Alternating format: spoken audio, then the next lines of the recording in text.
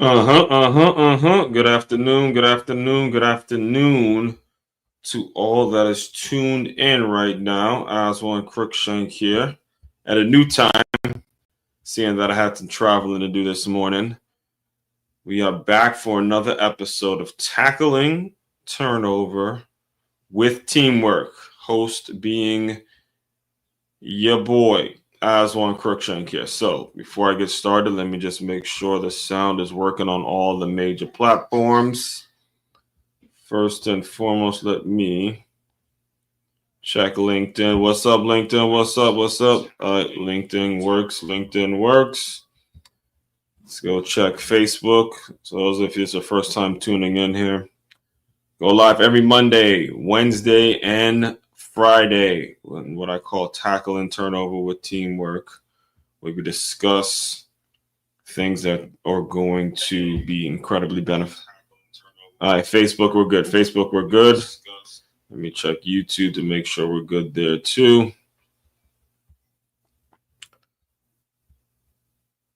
From a new location today, I'll be at this location for the next 3 days. So get used to it. You're going to see some old school vintage Oswald Crookshank. All right, let me check YouTube real quick to make sure I'm good. All right, checking YouTube. Check. Check. YouTube, what's up? All right, we're all good. Here we go. Oswald Crookshank here, your one and only Move Swiftly speaker, former Division I college football player, and current 5-time published author and educator, back for another episode, Tackling Turnover with Teamwork. Today, we are going, as we sit here, sitting a week from early signing day in the college football period, there's been massive, when I say massive changes to the world of college football recruiting. In fact, I'm recording this, by the way, in Silver Spring, Maryland, where I grew up, at the house I grew up in, and I'm looking at my book. It's still here, and it's pretty cool and pretty rewarding stuff to see your book sitting at the home in which you built it. But this was my first job out of, let me see if you guys can see it. First job out of college was as a college scout, right?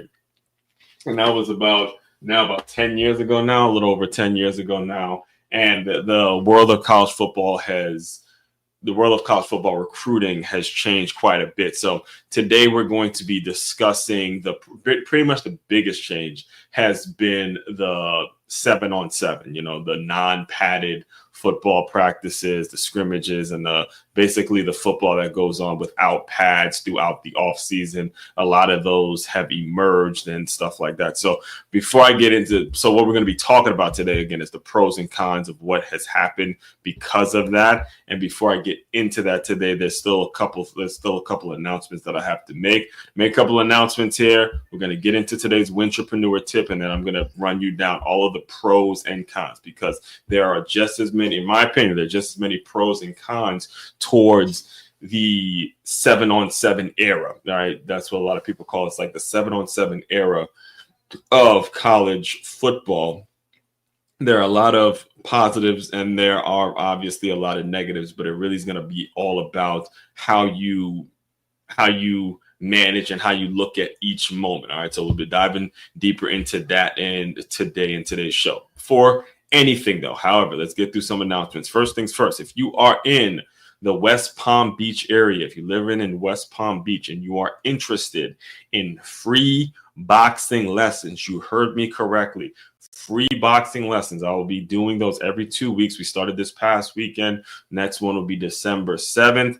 Be sure you register as soon as possible. Let me know if you're interested in coming out. It's a great opportunity for you to develop a very, very important skill and get in shape and grow in your faith, grow in your ability to really understand the importance of having a walk of faith.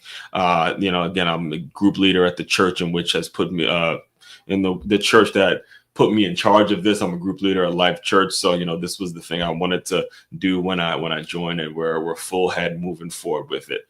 Second thing, business owners tuning in. If you have not yet, make sure you go to freeguide.makeyourmove.com. That's freeguide.makeyourmove.com. Put in your information and you will get a free guide on the 10 best ways to be implementing and using innovative teamwork to reduce the turnover in your business right now. All right. Very, very important stuff. You do not want to be one of these business owners that looks up 5-10 years down the line and realizes that you have a revolving door of employees and a revolving door of staff members, and you ultimately have to go back, pretty much have to go under. Your business has to go under because you can't keep people around and the word starts to spread and all that stuff. Again, I've seen a lot of situations like that. That's freeguide.makeyourmove.com. Next thing, Patreon link. Your boy's on Patreon now. Patreon.com, man. Patreon.com. Make sure you go to patreon.com/Aswan44.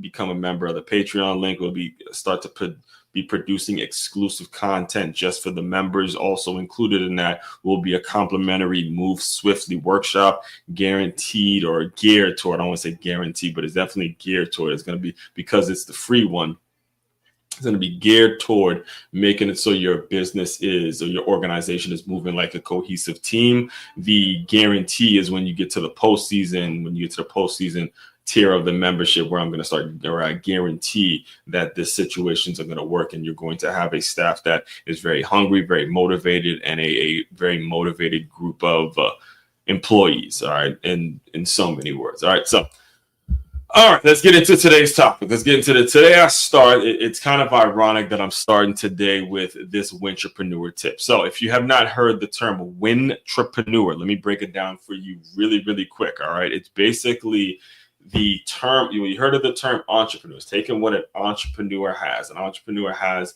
a vision, an entrepreneur has a goal, an entrepreneur has measurables, things that they want to hit, a certain place that they want to be 10, 15 years down the line. It's taking the mindset of an entrepreneur and it's aligning that vision, that mission, it's aligning that goal with whatever job that person may be having. So you've been blessed enough to be in a situation where you have a vision for what you want your business to be, and you work in a job that aligns with that business. Normally, before Aswan Cruikshank came on the scene, it was called an intrapreneur, but Aswan has turned it in, and now I'm calling it a wintrepreneur. All right, because again, I'm the guy that's always adding his own flavor to things and creating new ways of looking at this and looking at that. That's what we do over here in the thought leadership world. If you're a thought leadership worth anything, that's actually what your job is to do, is to make sure you're giving folks a perspective, giving folks a new way of looking at things. So a wintrepreneur is basically taking the idea, the concept of an entrepreneur, and someone that has a job that is working that job, and that job is in alignment. There are parallels running with your entrepreneurial vision and the job you're working. All right. So as far as and I got too into defining it, but as far as Wednesdays are concerned, every single Wednesday for the past 3 or 4 months at this point now, I come on here and I give you guys a wintrepreneur tip if you are in that situation. So, again, you can go back, you can go check my history every single Wednesday from, I'd say, somewhere around the summer, if I'm not mistaken. I've come on here and I've spoken to you about a wintrepreneur tip, and they've been different ones every single time because I have so much experience as a wintrepreneur. All right. So as far as today's tip, we're going to go to my hometown team. All right, diehard fan of, and I'm going to work on not getting too long-winded when I talk about this. Just know the next live stream, the next episode of Tackling Turnover with Teamwork, I'll be dissecting this idea of a loyal fan, the loyal fan that I am. I'll be dissecting that a little deeper a little later on this week. So stay tuned for that. But I'm just going to give you a taste today because this information actually came across my feed. It came across might have been a YouTube feed. It probably was a YouTube feed that this came across. I came across this on YouTube just yesterday, and it really caught my attention because I grew up an absolute diehard Washington Commander, well, they're currently called the Washington Commanders, formerly known as the Washington Redskins fan, right? I grew up just absolutely obsessed with the team. As I'm here home now, my childhood bedroom, I'm looking at all the pictures. You'll see a bunch of them wear Redskins gear and all that kind of stuff, right? And when this news came across, it says the Commanders agreed to uncancel the Redskins logo. I realized, hold me, I didn't even know that the logo was canceled to begin with. I didn't know that the logo was canceled to begin with. And it got me thinking about all of the mixed feelings that I had about them changing the name. Again, me, myself, understanding the side or the point of view in which folks said, oh, the name is so offensive, the name is so offensive, the name is so offensive. But then there was a great deal of people who have a Native American background that were upset at the fact that they changed the name. So there was a lot of mixed feelings. And because I was in Florida, I had already moved to Florida at that point, I didn't pay that much attention to the story because I was at a point as a fan where I was like, look, I don't care what you call yourself. Just start winning some damn games, right? But as the news is coming out and as we have now elected new leadership and this whole woke agenda, the whole woke culture and the cancel culture and all that stuff, it started a lot of people who subscribe to that woke and cancel culture and all that bullshit. A lot of that stuff a lot of us are moving on from that. All right. And if you are that person, I suggest, I'll just tell you now, you're not going to really like the work I do. You're not going to really like my world because that woke and that cancel culture and all that stuff, that goes against everything we're over here.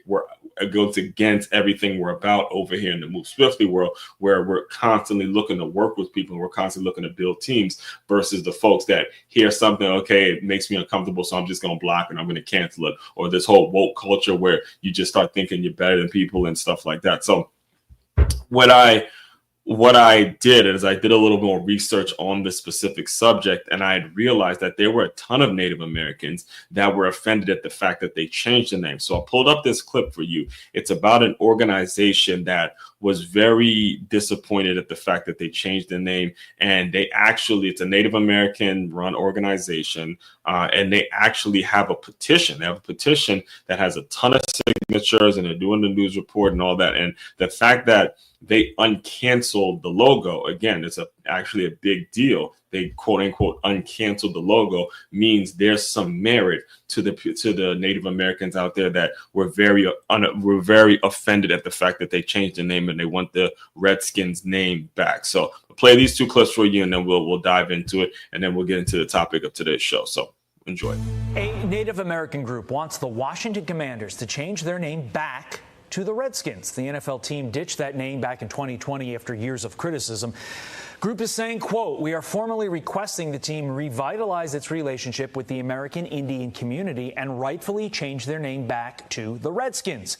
You simply cannot erase history and target the Native American community by eradicating the name Redskins. Billy Diekman is an advisor for the Native American Guardians Association. He's also a U.S. Marine and a Kiowa tribe member. And Billy joins me now. Billy, why are you fighting to bring it back? There's a couple reasons. First of all, let me introduce myself. I am Segon Pentali from the Kiowa tribe of Oklahoma, also known as Billy Diekman, which is my adopted name. The deep, rich history behind the Redskins name, the myth that it means bloody scalps or something derogatory is what we're trying to dispel. It's a status symbol for elite warriors. Yeah. Only the elite warriors were allowed to participate in the blood root ceremony to go into battle. It even says in our fight song, Braves on the Warpath. The imagery that you see is that of Chief Two Guns White Calf. That's a real person. There's a lot of times they say, you need to get rid of your mascot. We don't have a mascot. That's a real person. That was gifted to the Redskins in the NFL by the Blackfoot tribe as a forever gift. That's one of the greatest warriors of all time. So add to that 100 years worth of history. Our fight is to reinstate this because it was taken away without consulting us, without any of our approval. And now that we're trying to get it back, we've launched a petition that has just been overwhelming. It's become Okay, so before I let the second clip play, I want to explain something. I want to kind of break down initially what he said, because you're listening to someone who grew up a diehard Washington Redskins fan. And as I sit here today, I'm about a little over a month from my 36th birthday. I find myself being more interested in what's going on with my college teams. All right. If you're a regular consumer of my work, I talk a lot about Michigan football because I'm a diehard fan. And, I'm more so looking or whether it's the more so bothered with Michigan losses these days than I am with Commanders losses these days. And what struck me about that is the fact that I didn't even know that was actually a real person. It wasn't just some random Indian. It was actually somebody that fought and was, there was approved to go into war, go into battle and stuff like that. And this book I'm reading, shout out to Robert White. He was also a guest on my show, on my podcast. It's title of his episode, I believe, is Extraordinary Life. But I was reading his book on the flight over here, and he was talking about the importance of staying curious. He's talking about the importance of when you do want to be what I refer to as a wintrepreneur, it's constantly going to be about knowing that you're going to be got to be always curious, got to be constantly asking questions, and be willing to humble yourself enough to take in new information. All right. So let me let this last clip play for you, and then we'll dive in. We'll kind of end the wintrepreneur segment of this and get into what today's topic is all about. Tidal wave. The petition to change the name back has nearly 100,000 signatures. You mentioned the word warrior. You are a Marine veteran yourself, Desert Storm and Somalia. Thank you for your service. Obviously, that notion of a warrior connotes a positive thought to you. But we've been told for decades that every single Native American is offended by the name Indians, warriors, Redskins. What percentage of the people, the Native Americans that you know, are offended by the name Redskins? Several polls have been done, independent polls. They all came back with the exact same results. 90% of natives are in approval and see it as a proud symbol. And the ones that know who Chief Two Guns White Calf is, it's even higher in those areas. So after the two polls that were done in 2015, they tried to redo it one more time by offering people 40 words. And what was their response? Overwhelmingly, again, pride came back, proud came back, strength came back. Billy, do you view this as yet another attempt by liberal white America to tell a minority group like Native Americans how to think about their race, how to think about their heritage? Yes, sir. That's exactly what we're trying to undo. There's been decades of this. In this day and age, there's still a Christopher Columbus Day in 2023. We're not taken serious. Our voice has not been heard. And that's what NAGA is designed for, to fight that and to correct some of that that's been eradicated. NAGA being the Native Americans Guardians Association. It is a fascinating plight that you're taking up. I am curious to follow it and see where it goes with football season upon us. A lot of attention going to be on the Redskins/Commanders. All right. So first things first, NAGA, Native American Guardian Association. All right. That's the name of it. But the next thing I want to make sure we emphasize is the fact that 90%, it's a large percent of people that came back when they did their service and they did their homework. 90% of the Native American groups came back. It said that the name meant something positive, as strong, as something that they were proud to be around. However, the power of the media and who he mentioned was the white liberals who decided that they were going to put it out there and, kind of speak for a minority group without actually consulting them, and then put it out there. And then all of a sudden they got what they wanted, and the name eventually got changed. You have to be careful out there. All right, guys, when you're building your business, when you are out there and you have your entrepreneurial vision, you want to do this, you want to do that. And then you run into like a conglomerate, a huge organization, like a big company. Like I was telling you guys this past Monday, is almost like when an Under Armour ran into a Nike. Under Armour, the small company, Nike, the big company. When you run into these massive organizations, they can spin things the way they want. They have the power of the media to spin certain things the way they want. And what we have to take away from that as a way of just wrapping today's Entrepreneur Tip up, is we have to make sure our vision is airtight. We know our numbers. You see, the guy knew his percentages. He knew his numbers. He himself fought in the Marines. He has experience going into battle, and ultimately being willing to go out and step out and go against the natural order of things, but doing it in a professional way and do it in a respectable way. All right. So today's Entrepreneur Tip, again, the fact that the Redskins name, or the Redskins logo, is officially uncanceled. You see the date. This came on the Daily Wire just 2 days ago, and I saw it, and I'm like, man, this is something that I want to definitely report on, seeing that I am a diehard fan of the team. All right, so as far as what we're going to discuss today, 7-on-7. Oh, yes, 7-on-7 football. 7-on-7 has absolutely changed the way recruiting works. All right. So there's quite a few things to get into. There's quite a few pros and there's quite a few cons when it comes to 7-on-7 football. Just so we're clear, let me give you a full definition on what 7-on-7 football is. 7-on-7 football is basically two-hand touch football. All right. You have your quarterback, you have your skilled players, your quarterback and your wide receivers and your running backs, and they're basically going over routes, passing game. They're working their pass game, and you have your defensive back seven, your linebackers and your DBs, your corners and your safeties, and they're going against an offense. And that's 7-on-7, 3 backers, 4 DBs. You have 1 quarterback, and then you have about 6 receivers, whether it's basically 6 receivers, a tight end and a running back, or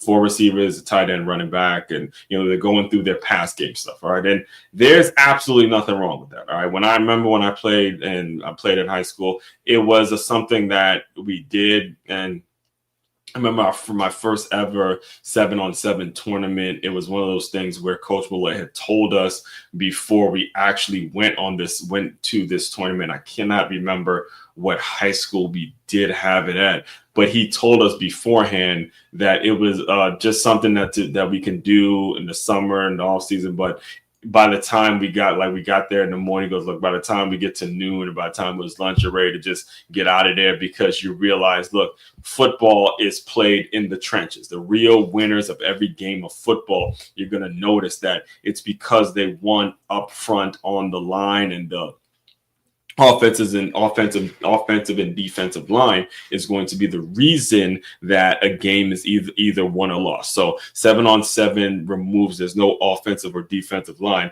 and it's just guys running around, going through routes and things of that nature, which, again, I'm not going to sit here and say it's all a negative thing. This is why today is about, it's the pros and the cons of 7. In fact, let me put a banner up. Hold on one second, so that way you guys know what I'm talking about. Pros and cons of 7-on-7 football. Banner. All right. So again, seeing that we're here a week from signing day, where they added an early signing day period, I'm going to start off with a quick story as I talk about this, because when I got to college, it was my last year as a player. Actually, I played at Stony Brook University. Again, I have the book right here, Transferring D1, which you can get on makeyourmove.com, by the way. It's makeymove.com. But I remember that last year, it was during that, it was the off season of that picture that you just saw. So this was the spring. And then this summer, I remember I stayed during that summer, and we did a lot of the 7-on-7 stuff in-house at Stony Brook football, right? So I remember I was talking to I think the name DJ. Yeah, DJ. DJ was a receiver at the time, and I remember I was having a conversation with him because I was the fullback, and we had a couple packages for 7-on-7 to during 7-on-7 for the fullback, very few because we were primarily blockers and all that. But he, as the slot receiver, obviously had to do a lot of different things. He had to know a lot of different routes and know where he needed to be, and be able to read defenses and all that kind of stuff, right? So I remember we were having a conversation during one of those 7-on-7 scrimmages, or one of those practices that we would have as players only because the coaches weren't actually allowed to be there.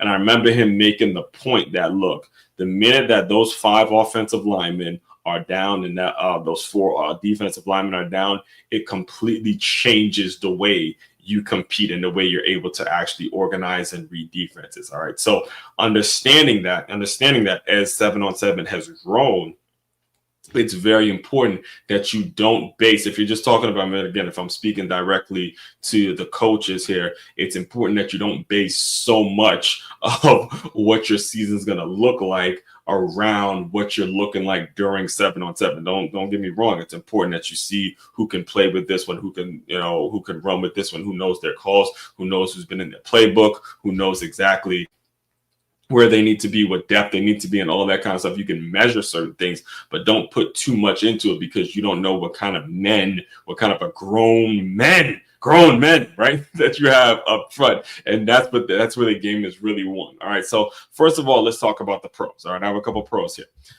First thing that 7-on-7 can do, and I've kind of already mentioned the conditioning aspect of it, but it is very important that you understand that the good things about 7-on-7 football and having, guys running around and, running routes and going through certain things and competing with some other schools and stuff like that, that's a great thing because of the conditioning. All right. First and foremost is the conditioning. Your guys are getting in shape.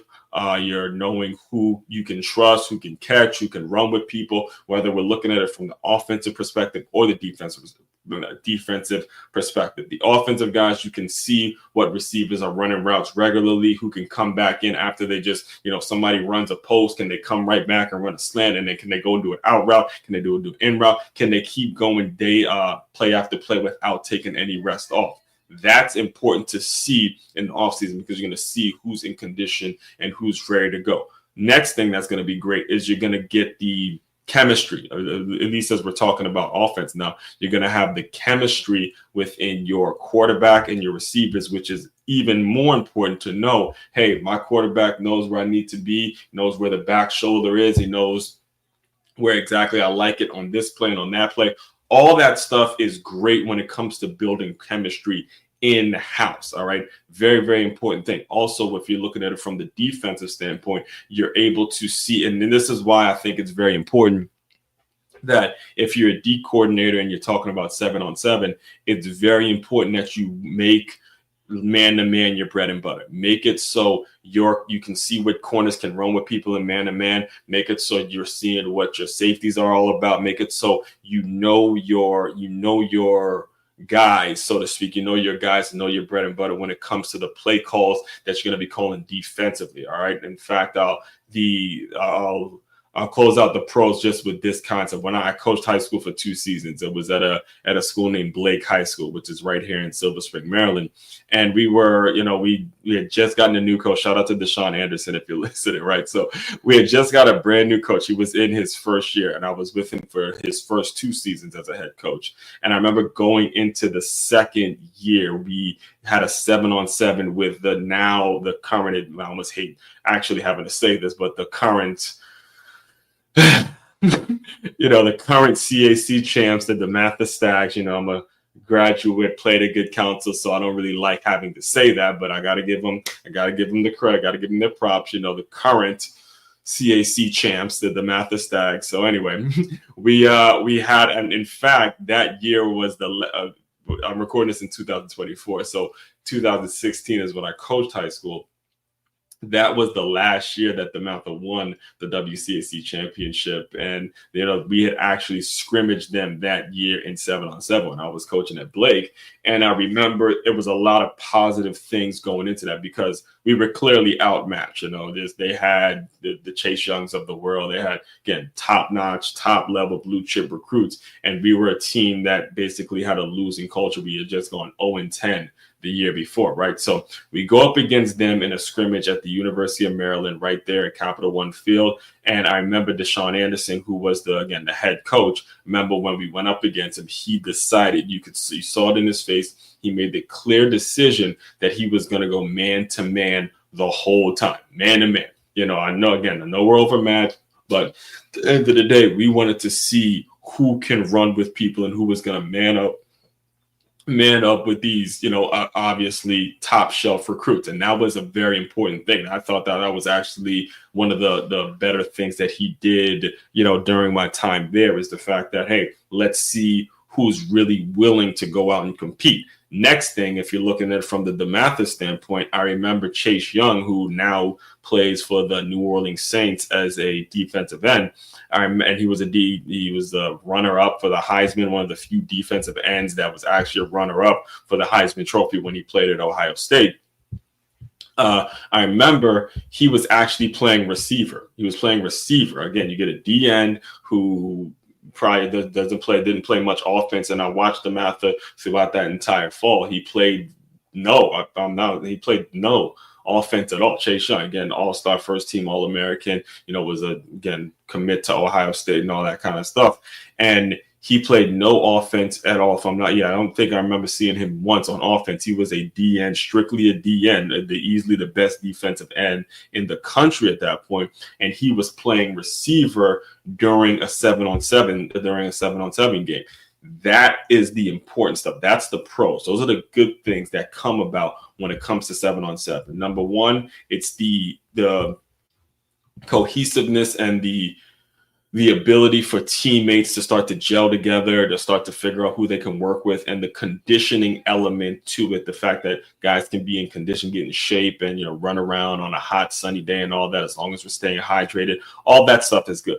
Now, the pros and the cons, you can look at the exposure, like what starts to happen. What starts to happen when it comes to college football, and we start to see these things, can be looked at as a pro and a con depending on the situation, okay? Because most of the cons that are going to be coming up today are centered around recruiting. They're centered around recruiting and how these 7-on-7 organizations start to come together. Because what starts happening now is you start to see third-party influences, start to see, whoever it is coming in that's putting on whatever tournament and whatever it costs to get this team in, and they're taking this money and they're promising this kid, hey, this coach is going to be here. And now you start to see where the cons are going to be coming in, because the minute college football coaches got involved in it and it became like a recruiting thing, now it starts to be, okay, who's got this one, who knows this one, who knows that one. So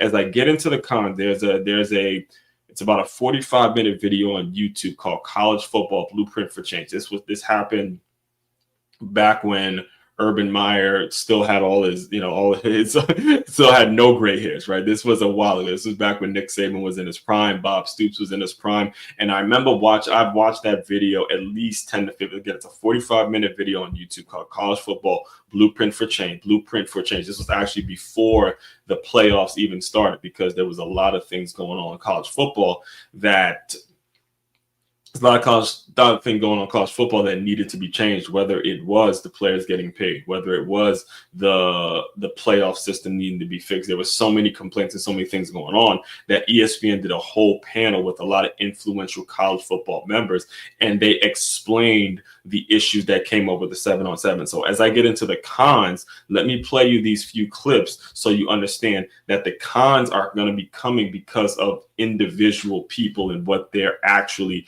doing to the game. Here's the first one. And we have to decide which rules are worth enforcing. What's the most important rule that's worth enforcing? Where would you start in recruiting rules, Kirk? we have all-star coaches that are basically street agents that are trying to go and talk to all these schools and, hey, what are you going to do for me kind of thing. I think really enforcing third parties and outside influences, priority number one currently for college football. Ask these guys. I absolutely agree, and I think to clarify the 7-on-7 deal is, if the high school coach is doing it, sure, and they have their tournaments, that's great. They have great tournaments. But when you have to deal with people outside that are in it for their own probably personal benefit, some kind of way exploiting the young man, that's not a good thing. And that's one of the things that I think we really have to be careful about in football. I'm totally on board. I love dealing with parents, family, coaches. And to me, everything ought to be done through the high schools, through the high school coaches. And I know, as coaches, we have great relationship with high school coaches. And the last thing I want to do is not be talking to them about their athlete. Okay, you see my point? When it comes to 7-on-7, the issue is not the actual going and competing for, whatever trophy the 7-on-7 is. The issue is who's bringing the kid or who's actually putting on the tournament. All right. Like Nick Saban just explained to you guys, it's one thing if the high school coaches are doing it and it has an approval from the high schools to where these coaches, these college coaches, they come in and deal directly with a high school coach and say, hey, I'm looking at this kid. This is what we need. This is where we're agreeing. We may be looking at him to fill this position, this, that, and the third. If that conversation is going on specifically with a college coach and a high school coach, that's great because there's a pipeline that can be respected. Or there's a pipeline that can be specifically followed. And the kid, again, I know you as the parent or you as the quote unquote street agent, the third party, you want to see, whoever it is, your son, in this case, it'll be your son. You want to see them move on and get a scholarship and be at be at that level.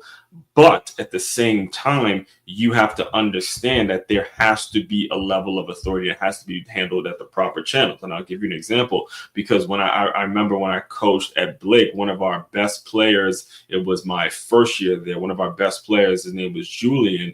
I mean, when I say it was Ty who ended up at Temple, but Julian was easily the second best player on the team. And he ended up playing at Salisbury.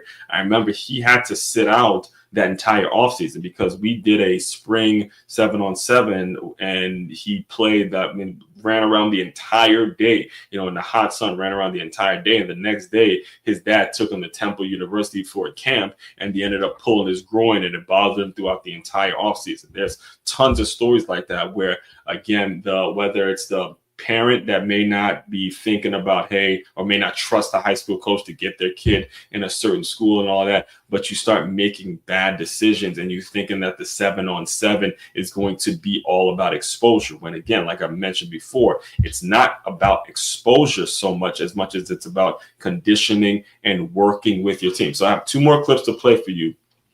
And then we'll dive into a few more of the cons, and then I'll give you the solution of one of the things that we need to be doing to solve this particular problem. So we had to do away with the combines. That really bothered me because I thought the combines run by some of the shoe companies were some of the greatest. They get 600 of the best athletes in one place, and you could go watch them, and it solved a lot of issues for recruiting. But we had to do away with it because the same thing, the street agents and people who were bringing them there or influencing those kids were negative.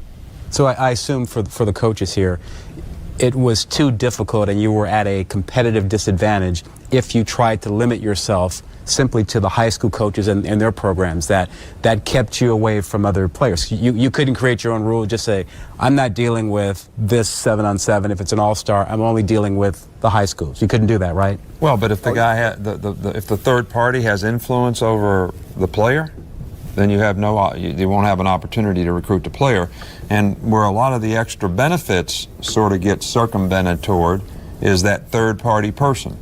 In most cases, all right, where there's some extra benefit case, it's the third party person who is really trying to promote shopping the kid. And shopping the kid. So that's a really bad thing. I would rather not deal with those kind of folks. This is part of who we are as a society. Right. We create the superstar and the superstar mentality at an earlier and earlier age, and I think some of those kids are drawn to people like that because they think that's what they're supposed to do. And you see the point he's making where he's going. It's that third party, and we're on the con tip. It's that third party, and that third party can come in the form of a parent, can come in the form of an uncle, can come in the form of a personal trainer who now is all of a sudden he's a 7-on-7 coach. It can be a former player that has a son, and you're trying to exploit your son and get your son to be on the radar for this, and just doing all sorts of things. Again, I have seen it up and down, whether it's football, basketball, whatever the sport is, there's always going to be that overly pushy parent or that overly pushy dad or that overly pushy third party influence that's living through the kid, that's living in a sense that's trying to exploit the kid and say, yeah, I'm the one that got him this, I'm the one that got him that, and start to live through that kid, which again, it's coming from a place where, okay, it's great that you want to do well or you want to help your son get a quote unquote scholarship and all that. I can respect that. But at the same time, you have to let the process play out. You cannot be that one that is there and is constantly exploiting these kids and exploiting the situation and exploiting these families, because ultimately who suffers in the situation is the parents who really don't know how this stuff works. This is all new to them, and the only thing, like that typical, whether it's a typical mother who really doesn't know a lot about the politics of the game and how the game works and how these coaches get paid and how all the money comes in, they're there, and whatever they have in their pocketbook, whatever they can afford, they're paying whatever for whatever camp, for whatever cleats or whatever uniforms, whatever team. Somebody told me, I'm gonna be getting recruited by Nick Saban if I play for this team, so I paid him $200 for this and all. Though that all of that is part of the cons. It has nothing to do with the sad part about it has nothing to do with the actual kids. It has nothing to do with the actual the coaches that actually want to win and the ones that are out there competing. It has everything to do with that person who sees somebody with a dream, with a goal, with an ambition to do something, and they start taking advantage of it. All right. That's the con. That's the con in doing this stuff where you're doing things outside of your actual high school team. All right. So I have one more clip, and I'll close you guys out with what can be done to solve the problem. Because again, the reason we're having this conversation is because we're a week away from early signing day period, which again doesn't make any sense to me as to why they're even doing an early signing day period, seeing that you have the transfer portal now and you have another signing day in February, where the timing of all of this stuff going on, then you're going to have coaching changes going on. I mean, it is a mess. Actual college football, when it comes to the scheduling of these things and the way things are being turned around and the way coaches are maybe considering other jobs and other positions and the way the season is ending. It's the scheduling of all the recruiting stuff. And then you have to pick a playoff team. Now you got 12 teams to put in the playoffs. And now, you got to be focused on that. And then you got bowl games, bowl travel schedules, all sorts of things about to go down in the college football world. I'm going to talk to you about how to solve some of this in a second. Just hear one last clip and then we'll go from there. With their son or daughter, in this case, their son in football. I don't know what the NCAA can do to stop that. Every year you got to adapt on a memo to the head football coach, athletic director, president of the university. This is the current issues right now in college football. Here's the issue. Here's the punishment. And use the word suspension, fines. You're not going to deal with those third party. We can't stop third party people. You can control college football. Every year we sign a sheet of paper. A college football coach that says, I do not know of any violations. Now you sign that, and you have a failure, that's 1 year suspension. Why sign that unless it's clear what the punishment is for that? If college football doesn't get their hands around the 7-on-7, it pains me to say this, and Jay knows it. That's what we have in college basketball right now. The scholastic influence in college basketball has been minimized so much, it's frightening. You're not getting a top college basketball player to go to your institution unless you deal with, quote, what we refer to as the street agent. College basketball's problem is immense. If football doesn't get their hands around it, it's going to be just like it. Let's bring up this before we have to move on. The name Willie Lyles is it's synonymous. All right, so listen, that video is made like 10 to 15 years ago, before the college football players, the majority had 3 segments. And again, I strongly recommend you go watch it for yourself, because they had 3 segments. They talked about what we just talked about, the 7-on-7 and third party influence. Then there was a segment about should players get paid. And then there was a segment about should college football go to a playoff system and remove the BCS system. So I recommend you go watch the entire thing yourself. All right. What the last point that he made about, and the reason I played that the last one, because I come from a state that's primarily known in the basketball world. We're a basketball hotbed. Maryland is a basketball hotbed. And I currently live in Florida, which is a football hotbed. And I have a unique perspective because I can see how both sides work. All right. I watched how basketball became all about what he just said as the street agent. And if you weren't dealing with some street agent, if you were Coach Calipari or Coach K, Roy Williams, John Thompson, Bill Self, you name whatever basketball coach you want to name. If you were that coach coming to Maryland looking to recruit some kids, and you weren't dealing with the street agent, the guy that third party influence that we're referring to, that you just weren't going to have a shot at them, because the game of basketball, you saw the way the game was changing. As the game, you can take one player can just take over a game. Right? Not like football. One player can literally go get a steal. He can be that much headed. We saw it with LeBron James, and it completely changed what the whole college basketball thing did. All right, because we saw an absolute phenom in LeBron. When it comes to football, you cannot do it like that. You cannot, like it. The sport does not function if you do not have certain pieces together, meaning you can't just bring in some high price, some great quarterback and automatically expect to win a national championship, unless that quarterback is walking into a situation where that offensive line is together. They know what they're doing. They know their assignments. They know how to protect. If you don't have a solid run game, if you don't have solid receivers, that quarterback, I don't care how talented he is, he will not succeed unless he has the pieces around it. Which is why, again, when we're talking about college football recruiting and we're talking about the pros and the cons, and in my opinion, given the amount of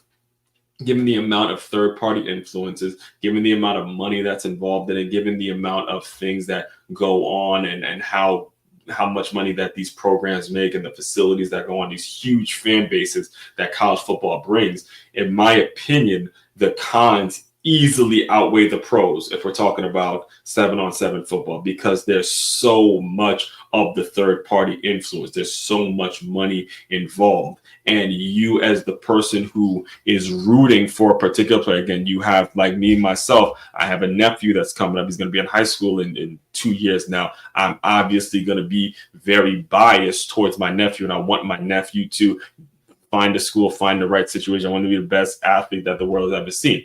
Obviously, I'm his uncle, and I'm not telling you as an uncle that may be listening, or as a father that may be listening, or someone that's rooting for a kid. Even when I coach high school, I'm obviously looking at a Ty Mason who I coached, or a Max Tempchin who I coached, the guys that I coached, and I say you obviously want them to do well because you know them personally. All right, so that's fair. But the main thing, the main point that you have to take away from this is human behavior. And he goes on to actually say that I couldn't play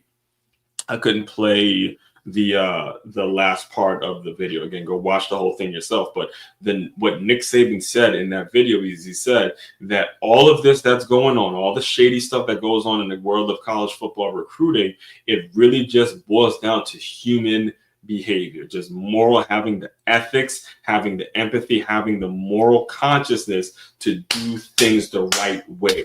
If you have that person, and this is where you need to be just cognizant of that, as if you're listening to this and you're the business owner that may be interested in working with some of these teams and working with high school athletics, you see high school athletics as a bridge towards helping your business. And the reason I talk so much about whether it's college athletics and high school athletics is because one of the promises that I actually make to business owners, one of the guarantees I give them, is that your staff is now going to be moving as cohesively as a championship football team moves, where everybody's hungry, everybody's working hard, everybody's competing, everybody's getting better. That's the feeling that you're going to have in your organization after you have done a Move Swiftly workshop with me, and you've allowed me to really, really dissect the problems that are going on with your team.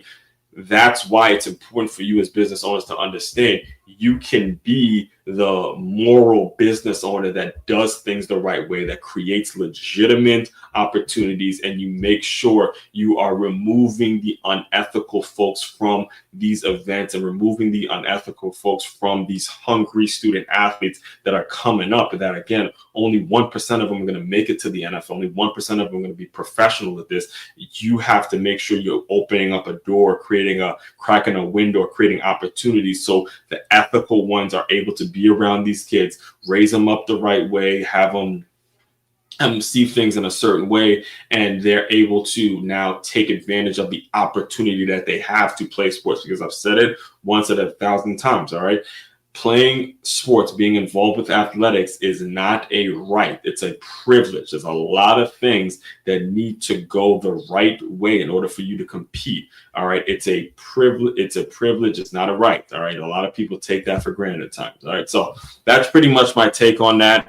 The main website to check out to dive deeper into all my work, if you're first time tuning in, it's makeyourmove.com. That's MAKEYAMOVE.com. We're here every Monday, Wednesday, and Friday, coming back at you this Friday. I have another great topic. It's what I do. It's what I do. Again, if you have not yet, make sure you tap into the Patreon link, patreon.com/as144, and also check out the makeyourmove.com, make your move, MAKEYAMOVE.com, one-stop shop for your teamwork and your self-development needs. As one Crookshank checking out. You guys continue to move swiftly. We will talk more soon.